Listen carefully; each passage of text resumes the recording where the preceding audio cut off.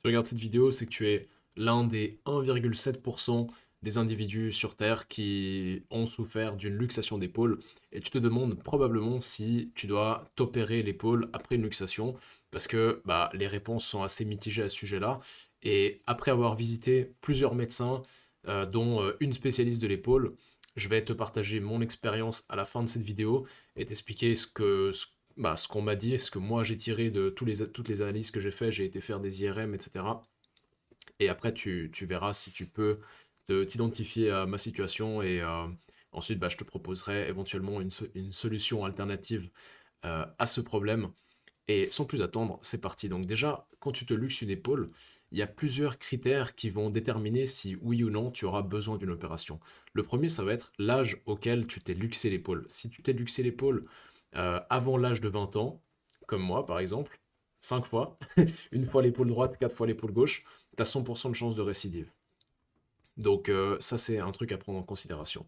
100% de chance de récidive, ça ne veut pas dire que tu as 100% de chance que ça t'arrivera à nouveau.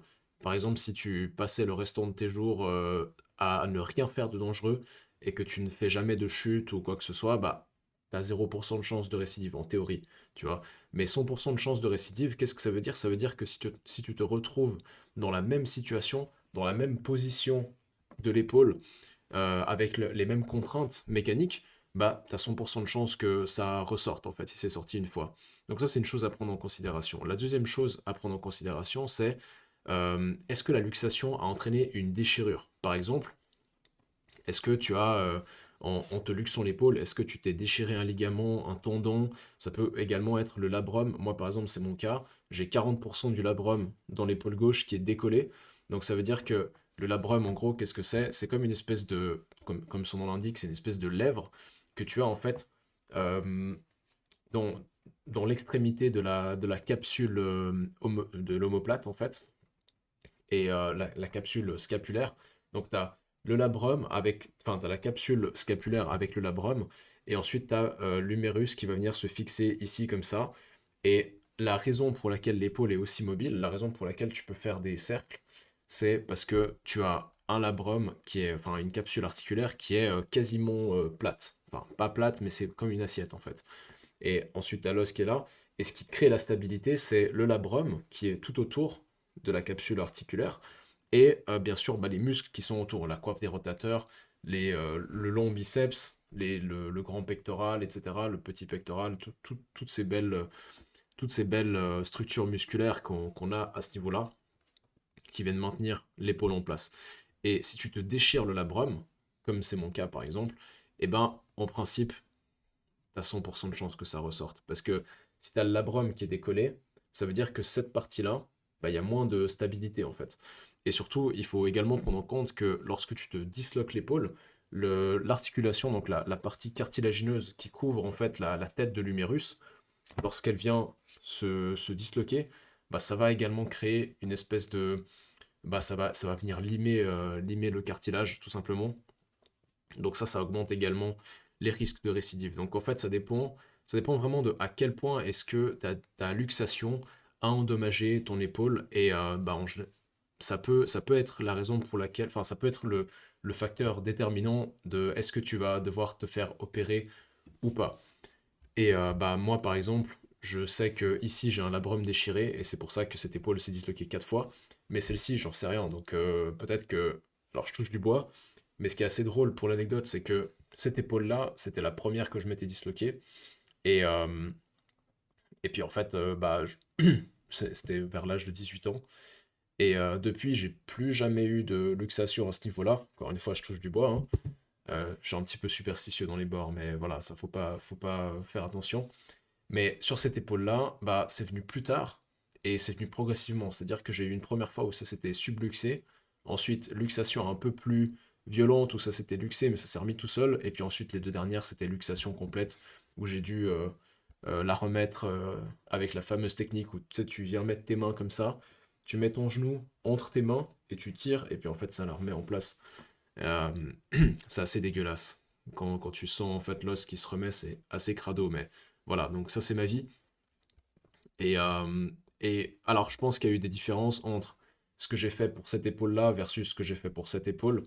Et ça c'est un détail dont je parlerai dans une vidéo, dans une prochaine vidéo si ça t'intéresse. Euh, donc pour apprendre un peu de mes erreurs et pour savoir qu'est-ce qu'il faut faire, qu'est-ce qu'il ne faut pas faire après une luxation d'épaule. Ensuite, troisième point qui pourrait déterminer si oui ou non tu aurais besoin d'une opération après une luxation d'épaule, ça va être l'environnement de ton épaule. Est-ce que ton épaule présente déjà des instabilités à la base? Par exemple, tu as peut-être une hyperlaxité, des ligaments et des tendons qui sont présents autour de ton articulation. Est-ce que tu as une grosse masse musculaire? Et ça, c'est important, on y reviendra après pour l'avis des experts que j'ai pu consulter jusqu'à maintenant. Et tous ces détails, en fait, donc environnement de l'épaule, est-ce que tu as eu une déchirure et est-ce que c'est arrivé avant l'âge de 20 ans? Si tu réponds oui à toutes ces questions, tu as de fortes chances que tu doives t'opérer.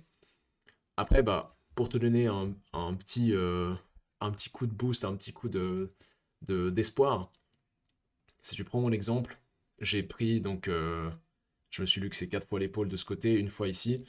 Et après être allé chez une spécialiste et après avoir consulté mon médecin, j'en suis arrivé à la conclusion que, en fait, dans ma situation, et c'est ce que la spécialiste m'avait dit, donc pour l'anecdote, quand j'étais allé voir ma spécialiste, en fait, elle m'avait dit que alors sans prétention, hein, mais vu ma masse musculaire au niveau de mes épaules, en fait, ça devrait pas être possible que mes épaules se luxent. Donc en fait, elle y croyait même pas en fait à la luxation, alors qu'elle avait vu les IRM, mais elle m'a dit c'est juste, ça devrait pas être possible en fait. Donc je pense que dans mon cas, j'ai une prédisposition génétique à la luxation d'épaule. Ouais, c'est pas de chance, mais voilà, faut vivre avec. On avance. Donc, prédisposition génétique, mais par contre, ensuite, quand j'ai consulté mon médecin, on en est arrivé à la conclusion que j'avais meilleur temps de continuer de me muscler de plus en plus, donc de vraiment stabiliser mes épaules avec ce que je peux contrôler, c'est-à-dire bah, ma musculature, plutôt que de faire une opération qui va juste venir. Alors, ça, j'en parlerai dans une vidéo prochaine, mais il y a principalement deux types d'opérations. Il y a la targette et bancarte.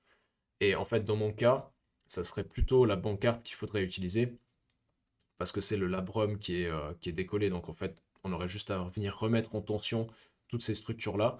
Mais le problème, c'est que ça n'arrangera pas la source de mes dislocutions, de mes luxations, pas dislocutions, luxations répétées, parce qu'en fait, la véritable source, c'est une prédisposition génétique, je pense, euh, au niveau de mes ligaments, en fait, qui sont peut-être pas assez tendus à ce niveau-là.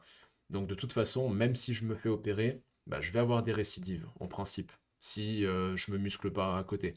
Et le problème, c'est que si je me fais opérer, bah, c'est 6 mois de rééducation au total, donc enfin 6 mois d'arrêt, parce que je fais des arts martiaux, des sports assez intenses, qui mettent les épaules dans des positions assez contraignantes, du street workout et tout.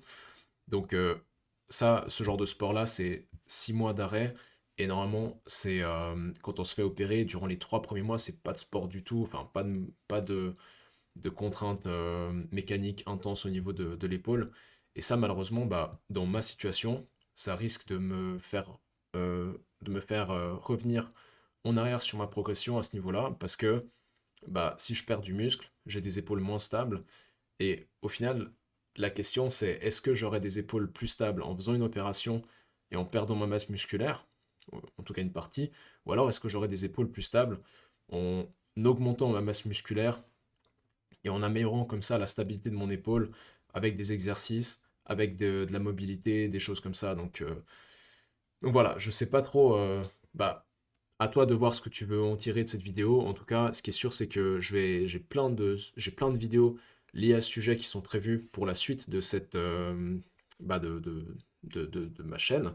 Donc, si ce sujet t'intéresse, si tu es touché par ce problème-là, ou si tu connais des gens qui sont touchés par ce problème-là, abonne-toi, partage un maximum, exprime-toi dans la barre des commentaires si tu as des questions par rapport à ce que j'ai dit là. S'il y a des choses qui sont pas claires, je te réponds avec plaisir. Et autrement, bah, je te dis à très bientôt.